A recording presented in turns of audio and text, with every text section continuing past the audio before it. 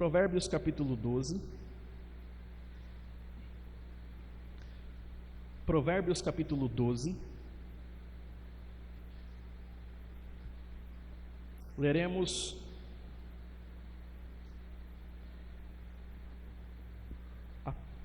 o versículo 25. Provérbios capítulo 12, versículo de número 25.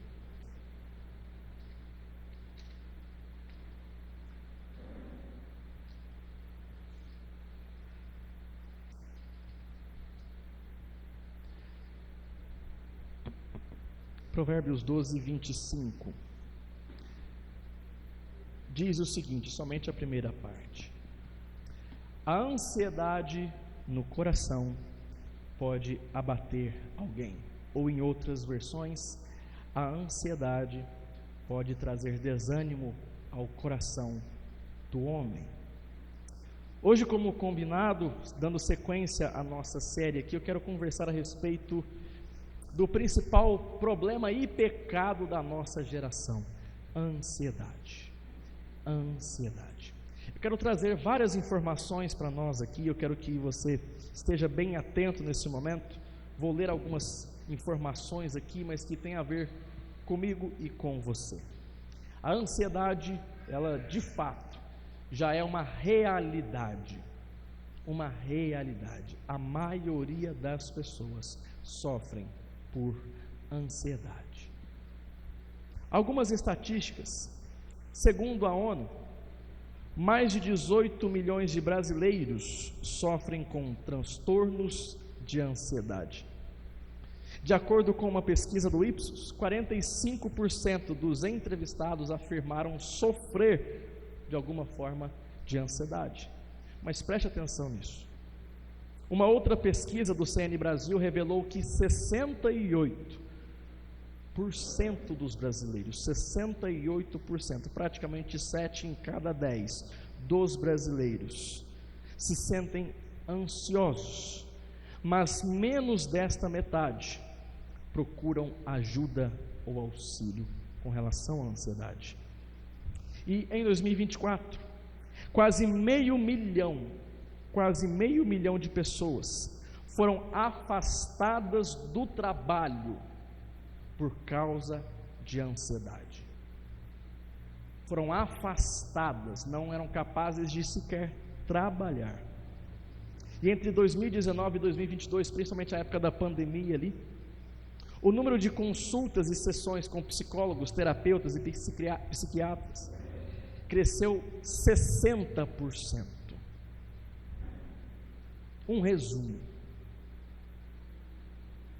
vários de nós aqui tem problema com ansiedade. Resumindo, é isso. Se nós fôssemos seguir a estatística, 7 a cada 10 de nós aqui tem dificuldades, tem sofrido de alguma maneira com a ansiedade.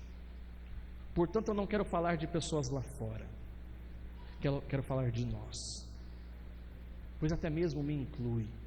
Eu, como pastor, preciso enfrentar, encarar e superar a ansiedade constantemente. Nem tanto por uma questão de medo, mas por muitas demandas, o tempo todo tendo algo para fazer. Às vezes numa folga, no momento em que a gente escolheria para descansar, tem enterro para fazer, tem gente querendo se suicidar, tem casamento querendo acabar. Até mesmo eu preciso enfrentar este mal e este pecado. Por isso eu quero que a gente tenha uma conversa muito franca, mas libertadora com relação à ansiedade. Primeiro eu quero desmistificar algumas coisas sobre a ansiedade. Eu quero que a gente pare para pensar primeiro na gravidade do que é a ansiedade ou a preocupação. Antes de entrarmos na parte bíblica de fato, que eu deixarei mais para o final, eu quero demonstrar algumas coisas que acontecem, listar aqui como que a preocupação ou a ansiedade destrói você. Qual é a gravidade de ser uma pessoa ansiosa ou constantemente preocupada?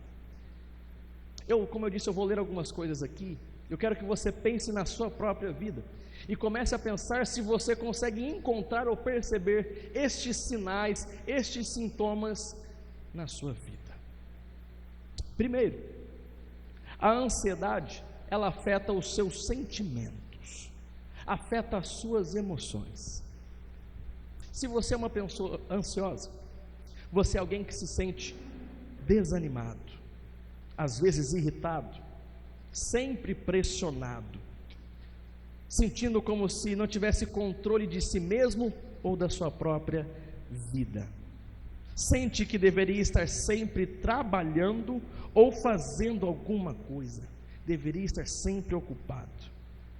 Também sente constantemente um coração pesado, um peito cheio, mas principalmente sente-se esgotado.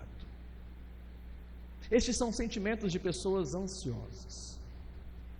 Portanto, a preocupação afeta os seus sentimentos e as suas emoções. Mas também a ansiedade ou a preocupação afeta o seu corpo. Tem aspectos físicos. Por exemplo, insônia, extrema dificuldade para dormir sem motivo algum, perda de memória e frequente esquecimento das coisas, um apetite constante, pressa, problemas no estômago e digestão, a famosa gastrite nervosa. Também suor no rosto e nas mãos. Frequentemente o coração dispara. Tonturas, tremor nas mãos, dores de cabeça e na nuca. Também os músculos ficam rígidos, tensos, duros. Mas além da exaustão, principalmente nas crises de ansiedade, falta de ar. Falta de ar. Esses são sintomas físicos. Mas também a sua mente, os seus pensamentos são afetados pela ansiedade e pela preocupação. Que tipos de pensamentos geralmente acontecem na mente de uma pessoa ansiosa ou preocupada? Nós nos tornamos pessoas críticas com os outros. Vivemos nos comparando com outras pessoas, aquilo que os outros têm, aquilo que os outros são. Vivemos remoendo coisas do passado.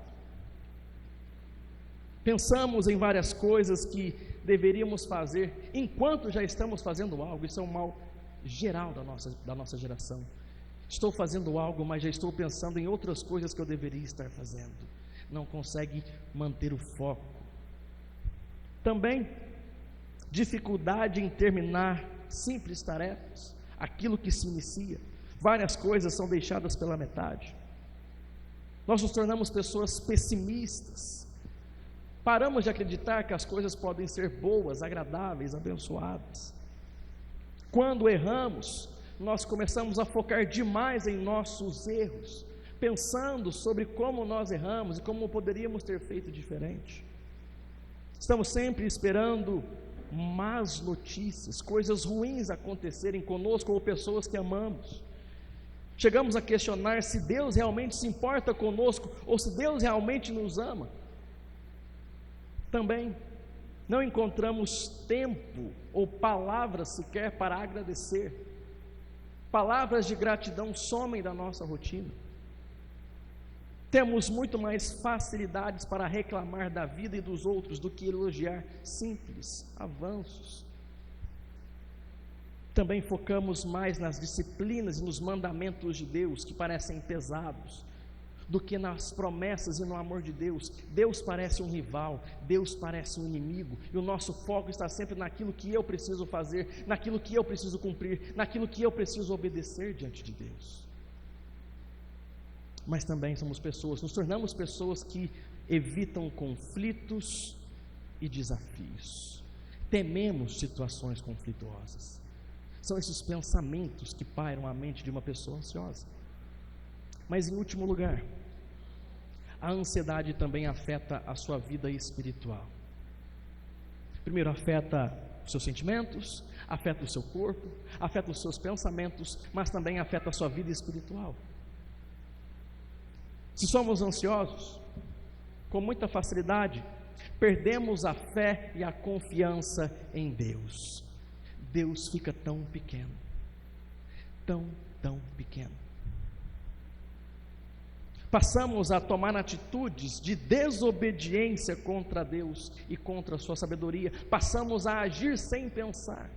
Passamos a querer agir para resolver os problemas, sem perceber se estamos fazendo a vontade de Deus ou não. Passamos a agir pela emoção, pela necessidade, pelo momento. Também vivemos em uma constante guerra interior com Deus. Parece que sempre sabemos o que é melhor e Deus não. E vivemos em conflito com Deus, porque aquilo que Deus está fazendo ou não está fazendo, nós discordamos. Nós tomaríamos um caminho diferente. Aquilo precisa ser agora, aquilo precisa ser diferente. Vivemos em constante guerra com Deus. Também fabricamos ídolos para nos sentirmos seguros. Se o nosso Deus é apequenado, se o nosso Deus diminui, nós vamos procurar ao nosso redor garantias, seguranças, algo a nos apegar. É por isso que Jesus fala tanto sobre dinheiro com relação à ansiedade e preocupação. Ele diz em Mateus 6,33, a partir dali, que o nosso conflito é com o mamon, o dinheiro, porque aparentemente o dinheiro nos traz uma segurança, nos traz um bem-estar, nos traz uma garantia de que tudo vai dar certo. Então, com muita facilidade, vamos colocar outras coisas no lugar de Deus, porque aquilo vai me trazer paz imediata, ou sossego imediato, uma garantia que eu quero. Passamos a idolatrar outras coisas para nos sentirmos seguros. Também nos tornamos inúteis em nosso testemunho cristão. Pare para pensar, se somos pessoas ansiosas e preocupadas, o que os outros vão pensar da nossa fé? Muitos vão questionar, mas onde está o seu Deus? Que você tanto diz que é poderoso, que você tanto diz que é amoroso, que é bondoso. Você não acredita em Deus? Por que está tão preocupado? Por que está tão ansioso? Mas por fim também afeta até a nossa vida de oração. Pessoas ansiosas não conseguem parar para orar. Não conseguem. Simplesmente não conseguem. Então a sua vida de oração passa a ser medíocre, porque o tempo todo você está sendo requisitado, o tempo todo você tem algo para ser, para fazer, para cumprir, e a oração parece ser demais. Baseado em tudo isso, eu quero ser muito sincero e perguntar para você, diante de todas essas questões, diante de todos esses efeitos, de todos esses estragos, você realmente acredita que um psicólogo vai te ajudar? Você realmente acredita que um ser humano, tão falho quanto você, vai conseguir resolver tudo o que está dentro de você, com remédios e anos e anos e anos de terapia? Você realmente acredita que a ciência é capaz de investigar a sua alma e restaurar a sua vida com Deus? Você acredita mesmo? Mas por que é que nós somos a geração que nos primeiros problemas corremos para os psicólogos e não para a palavra de Deus? Por quê? Nós precisamos mudar a nossa postura. Nós precisamos cair na real, como muitos dizem, fazer as escamas caírem dos olhos. A psicologia, a terapia, a psiquiatria pode ajudar, mas eu quero deixar bem claro, nunca irá resolver. E eu vou provar isso. Nunca irá libertar você, nunca irá curar a sua alma. Nós falamos de problemas emocionais, físicos, mentais e espirituais. A ciência pode tentar, o psicólogo pode tentar, mas ele, com as melhores intenções, não vai conseguir. Não vai conseguir. Por isso que eu quero trazer 3 histórias aqui. de 3 pessoas que passaram por tratamentos psicológicos, terapêuticos e psiquiátricos. E qual foi o resultado disso? A primeira dessas pessoas se chama Michele. Ela diz o seguinte: ela enfatizou como que a ansiedade atrapalha e prejudica a sua vida e também a sua saúde, como nós vimos aqui. Tratar a ansiedade é a única forma de evitar que maiores consequências ocorram. Sobre o tratamento, ela diz que isso não é rápido. Diz ela: você não deixa de ser ansiosa de uma hora para outra, mas você consegue lidar com mais tranquilidade com as coisas, focar mais, e preste atenção nisso, e lidar com mais naturalidade com as coisas que acontecem. Qual é o problema aqui? Lidar com mais naturalidade com as coisas que acontecem. Em vez de enxergar a ansiedade como um pecado e um problema destrutivo que deve ser erradicado da sua própria vida, Michele passou a entender que ela precisava então tratar com mais naturalidade a sua ansiedade. Ou seja, eu sou uma pessoa ansiosa, eu devo tratar isso com mais leveza, isso vai acontecer. Ela aceitou o problema. Aceitou o problema. Segundo o testemunho, uma jovem chamada Viviane diz que os sintomas na sua vida apareceram repentinamente, sem motivo algum, e em um momento muito aleatório. Muitos podem se identificar com isso. De repente, o ar começa a faltar. De repente começa a suar frio, a mão começa a tremer, o coração começa a disparar. De repente parece que estamos em crise de ansiedade e não conseguimos parar. Parece ser, como muitos dizem, do nada. Porém, eu quero deixar isso bem claro: nunca é do nada. Quero dar um simples exemplo aqui para você entender. Boa parte de nós aqui, nós dirigimos um carro. Quando nós começamos a aprender a dirigir um carro, a gente precisa parar para pensar em cada detalhe, não é? A gente precisa parar para pensar sobre a embreagem, sobre o freio de mão, sobre o cinto, sobre a seta, sobre tudo. Então nós pensamos em cada processo e o nosso corpo responde conforme aquelas reações. E nós vamos então educando o nosso corpo a fazer aquele processo cada vez que entramos no carro. De tal maneira que dia após dia nós praticando aquilo, a gente se empenhando naquilo, vamos chegar em um momento que nós estamos dirigindo sem perceber.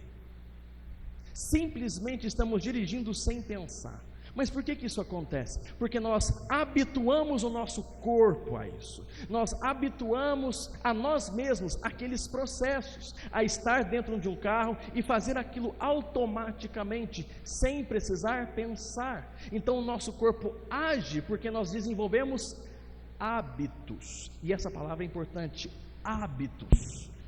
Nós desenvolvemos então hábitos, e esses hábitos então passam a agir por nós, passam a fazer tudo por nós. Assim também acontece com a ansiedade.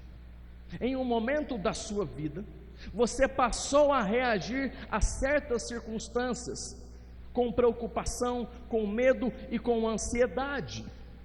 Você perdeu o controle e se desesperou. E conforme os anos foram passando, as suas reações a possíveis ameaças e problemas foi sempre a preocupação e a ansiedade. E o seu corpo, quando está sofrendo com a ansiedade, ele tem uma leitura. O seu corpo se programa para reagir ao medo. Quando você percebe uma ameaça ou uma preocupação, o seu corpo começa a acelerar, porque entende que você está correndo perigo. Por isso o seu coração dispara, por isso o seu corpo grita, porque é como se você estivesse no meio da pista e um caminhão vindo para te encontrar, vindo para te atropelar. O seu corpo não sabe diferenciar isso, o que é real e o que é da sua cabeça. Mas conforme você vai praticando isso dia após dia, conforme você vai reagindo da mesma maneira com ansiedade e preocupação, você vai chegar em um momento em que nem mais precisa pensar sobre as coisas. O seu corpo já identifica tais situações e automaticamente ele já reage com crises de ansiedade. Nunca é do nada. Você adquiriu ao longo dos anos o hábito da preocupação, o hábito da ansiedade. Mas ela continua dizendo, ela procurou diversos médicos para entender a causa dos sintomas, até que foi parar em um psiquiatra que imediatamente começou o tratamento para a ansiedade. Hoje relata como foi sua experiência. Convivi com isso por 5 anos, o que me impediu de trabalhar, sair sozinha e dirigir. Comecei a me informar sobre o assunto e procurei um psiquiatra. Hoje sei que tenho transtorno de pânico e por meio de medicação e terapia adequadas, já me sinto muito mais segura e levando uma vida praticamente normal. Olha as palavras, praticamente normal. Ela não venceu a ansiedade.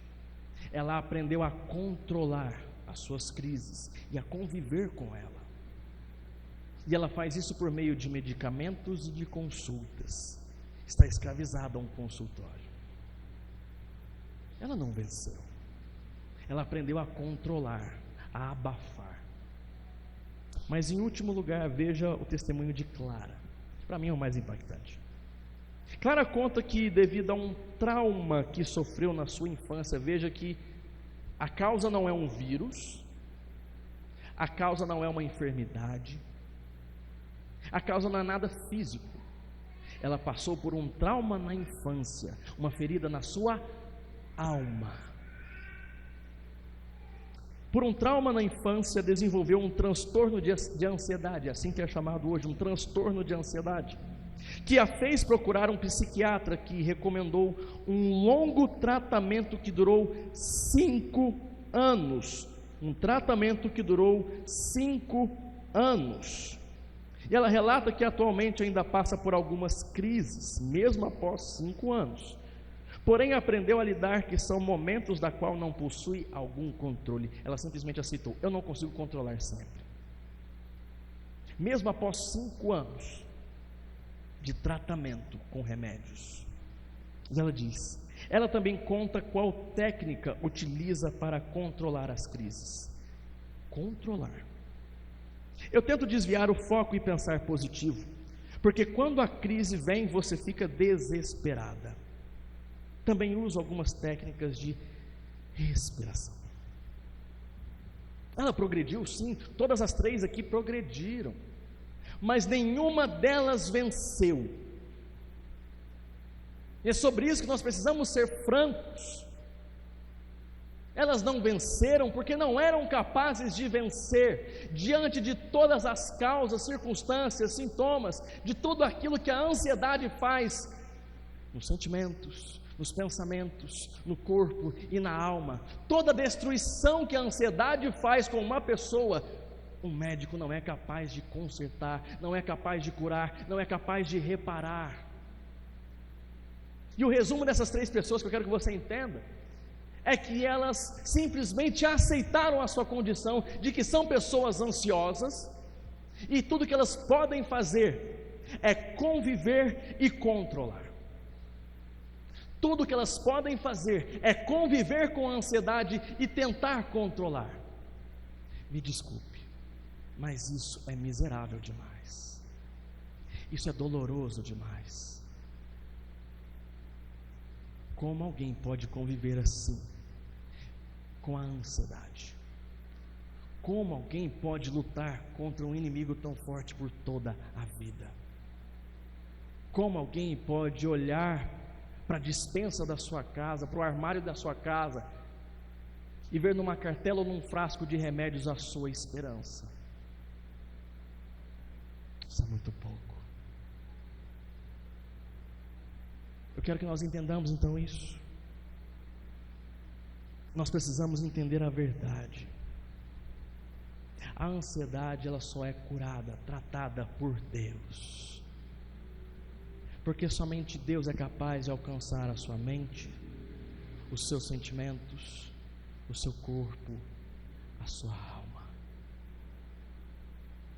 E através desse choque de realidade, de que nós não podemos esperar em qualquer ser humano nesta vida, em qualquer remédio, em qualquer profissional, a partir desse choque de realidade, que é desesperador, nós então estamos prontos para encontrar a verdadeira e rica esperança em Jesus Cristo, porque nós estamos prontos para olhar para o alto e encontrar de fato um lugar seguro, encontrar de fato um lugar de paz para a nossa alma. Se uma pessoa ansiosa precisa lidar com todos esses sintomas, com todos esses danos a si mesma, Deus é o único que pode resgatá-la. Mas para nós então encontrarmos esperança em Jesus, e entendermos como esse nosso Senhor é o Deus da nossa alma que nos liberta, nós precisamos passar por alguns processos aqui. E o primeiro deles é nós definirmos de fato o que é ansiedade. Chega de transtornos, chega de siglas, vamos tratar como ele de fato é, um pecado. Eu quero definir a ansiedade da seguinte maneira: a ansiedade, eu quero que você preste atenção e ouça com muita calma. A ansiedade é o hábito de sofrer pelo simples medo de sofrer, trocando ação e oração por uma inútil preocupação. Vamos de novo. A ansiedade é o hábito de sofrer pelo simples medo de sofrer, trocando ação e oração pela inútil preocupação. Nós precisamos entender o seguinte, algumas coisas aqui para ficar claro. Quem é ansioso está sofrendo, é um sofrimento, é uma alma que está sofrendo, é uma vida que está sofrendo. Precisamos admitir isso. A ansiedade é sofrimento. Mas também, uma das coisas mais irônicas da ansiedade e da preocupação é de que nós somos vítimas da ansiedade, mas aquilo que o seu psicólogo não pode contar, não pode dizer, é que você também é o vilão dessa história. Quando se trata de ansiedade, nós somos tanto vítimas quanto os vilões, porque nós somos a causa da nossa ansiedade. O problema está aqui, dentro de nós. Por isso uma pessoa ansiosa é tanto vítima quanto a vilã dessa história. Então eu quero que você, junto comigo, veja na palavra de Deus somente um texto, para nós podermos ir para casa em paz. Abra comigo em Filipenses, carta aos Filipenses, capítulo 4. A ansiedade é um problema gravíssimo, um pecado extremamente destrutivo. Mas nós temos um Senhor que é totalmente poderoso.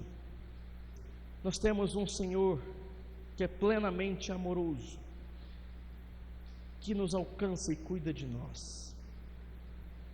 Nós temos um Senhor que nos entende e sabe exatamente do que precisamos.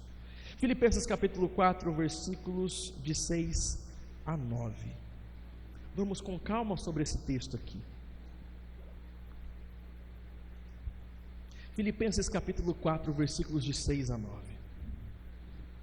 O Deus que cura a sua alma diz o seguinte para você, diz o seguinte para mim e para todos nós: não fiquem ansiosos ou preocupados com coisa alguma, mas em tudo sejam conhecidos diante de Deus, e os pedidos de vocês pela oração e pela súplica com ações de graças.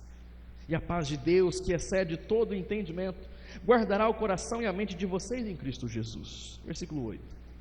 Finalmente, irmãos, tudo que é verdadeiro, tudo que é respeitável, tudo que é puro, tudo que é justo, tudo que é amável, tudo que é de boa fama, se alguma virtude há, se algum louvor existe, seja isso que ocupe o pensamento de vocês.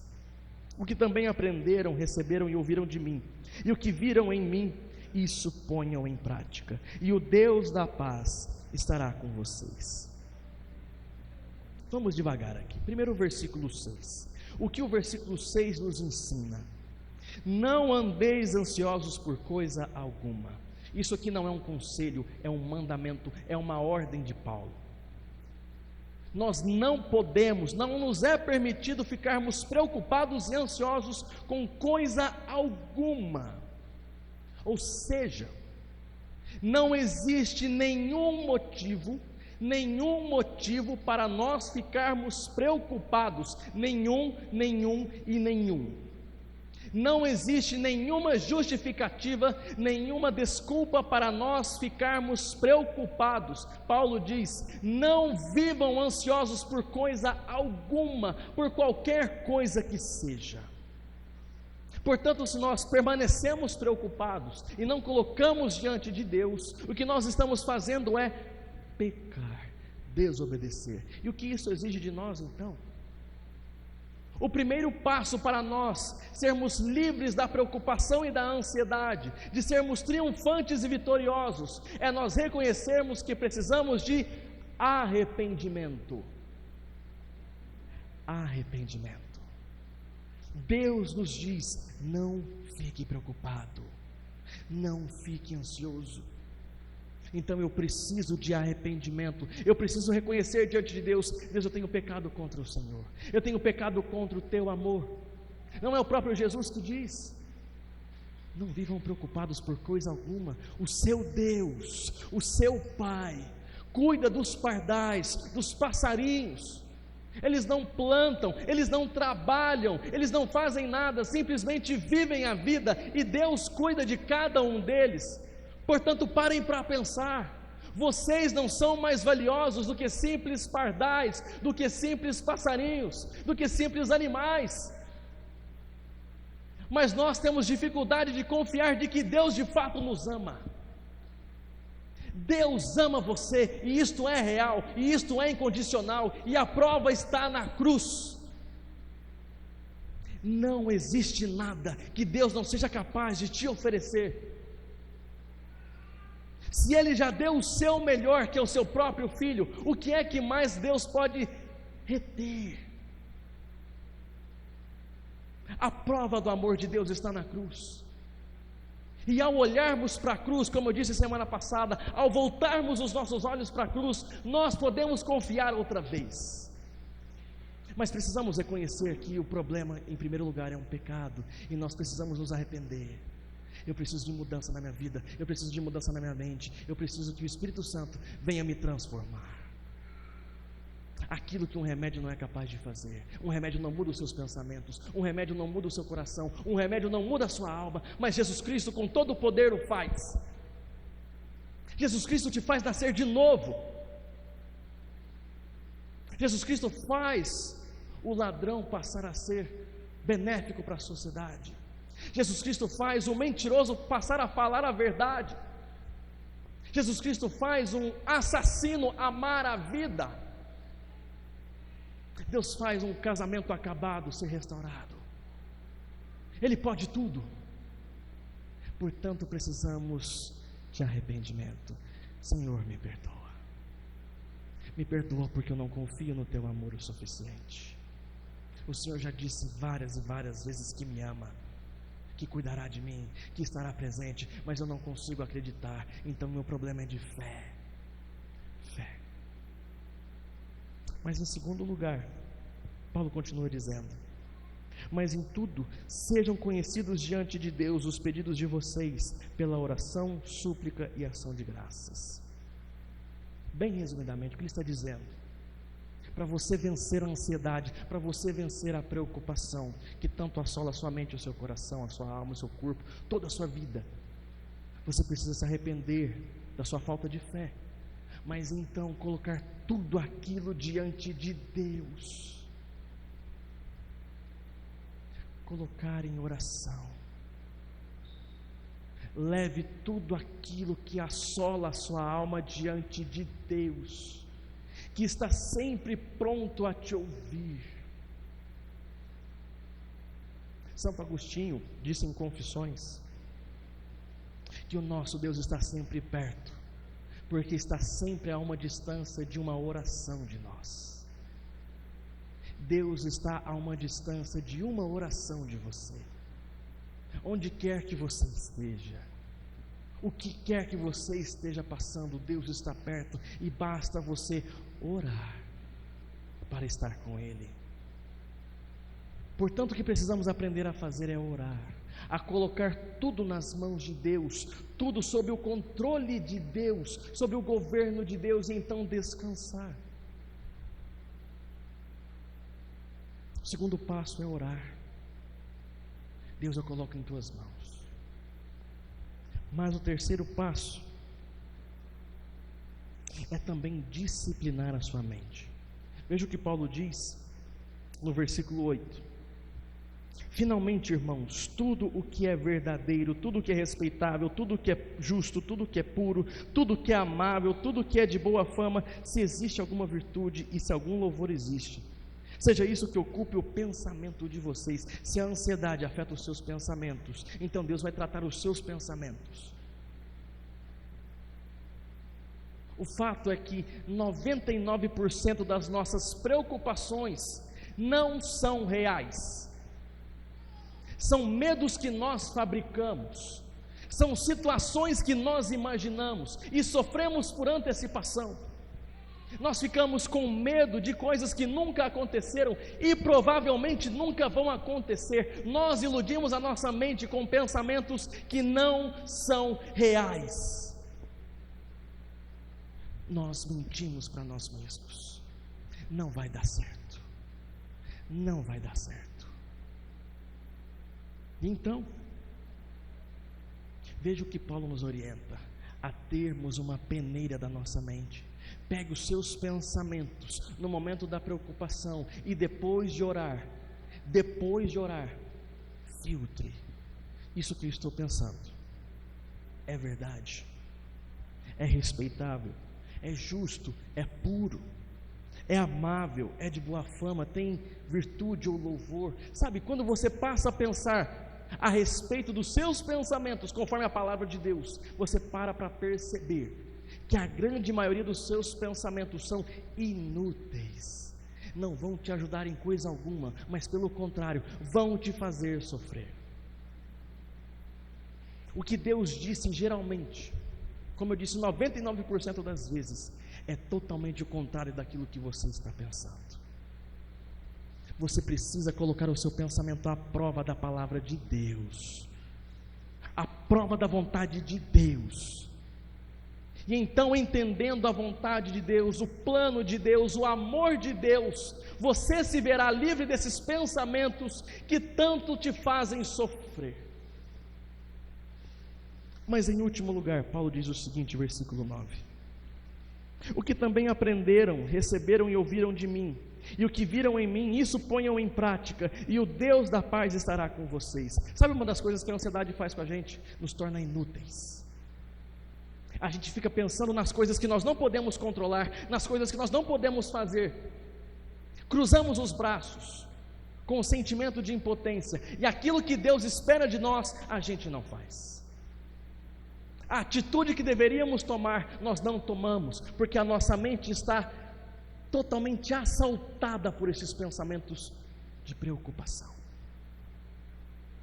A gente perde o raciocínio. E então, em vez de fazer algo que cabe a nós, nós passamos a nos preocupar com aquilo que Deus vai fazer, com aquilo que não está no nosso controle. Nós ficamos amordaçados, algemados, estagnados, porque não conseguimos agir. A ansiedade anula as nossas ações. Então, em vez de tomar alguma atitude que realmente vá surtir algum efeito, nós ficamos girando em círculos em torno da nossa preocupação e da nossa ansiedade, sofrendo.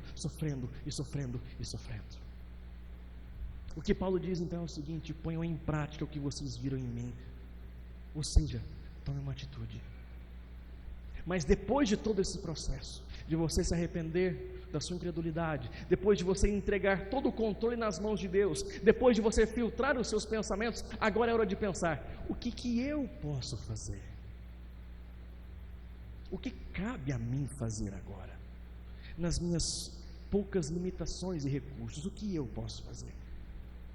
E a grande questão é: chegou a hora de fazer a sua parte. O problema é que, por sermos tão ansiosos, nos preocupamos com aquilo que é competência de Deus, e a nossa parte a gente não faz. Nós ficamos sequestrados, paralisados por causa da ansiedade. Então, ao final de tudo, o último passo é: faça a sua parte. Faça aquilo que está ao seu alcance, e então o Deus da paz estará com você, com uma paz que ninguém pode compreender, que ninguém pode descrever. E eu quero então que a gente se lembre de um último texto para nós encerrarmos aqui. Abra comigo em Isaías capítulo 41. Isaías capítulo de número 41.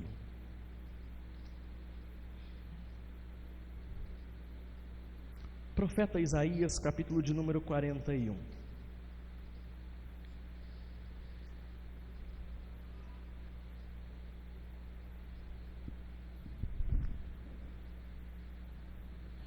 Veja comigo o versículo 10. Isaías 41, 10. Aqui nós caminhamos para o final. Deus diz assim: não temas, porque eu estou com você. Não tenha medo, porque eu sou o seu Deus. Eu lhe dou forças, sim, eu o ajudo. Sim, eu o seguro com a mão direita da minha justiça. Em 2018, no ano de eu e a Débora nos casarmos, irmos para o seminário, nós planejamos no começo do ano que nós iríamos trabalhar, juntar um dinheiro, nos casarmos em dezembro e termos um dinheiro suficiente para irmos para o seminário e começarmos a vida lá, porque lá não tinha como trabalhar, era somente estudos e tudo mais. Fizemos os planos, isso era janeiro, tudo certo, tudo encaminhado. Passados 3 meses, a Débora é mandada embora do serviço dela, mas eu ainda estava trabalhando. Foi um certo baque, porque isso iria afetar as nossas finanças. A gente estava juntando dinheiro para se casar e para morar em São Paulo, sem ter nada. O que eu tinha era um gás pela metade e algumas sacolas de roupas.